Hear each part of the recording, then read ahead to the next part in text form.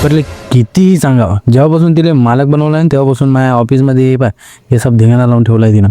पण काय करावं, प्रेम बी तेवढंच करतं तिच्यावर.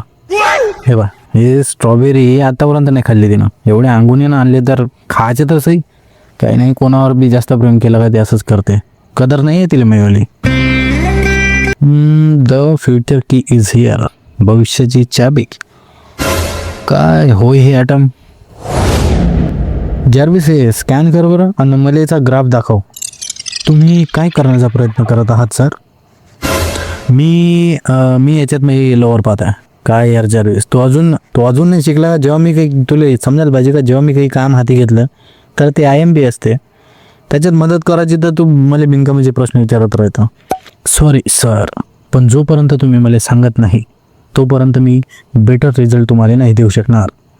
मी एक नवीन खोज करण्याचा प्रयत्न करत आहो.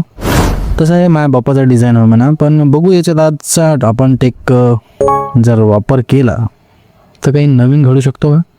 सर, आधुनिक तर आपण इतकं झालो आहे का आपण मार्वललेच विदर्भात घेऊन आलो आहे. अजून किती हाय टेक्नॉलॉजी पाहिजे? ते तर आहेच म्हणा, पण मी पाहत आहे या डिझाईनमध्ये अजून काही बदल करता येईल का? काही नवीन तत्व यात बनवता येईल का?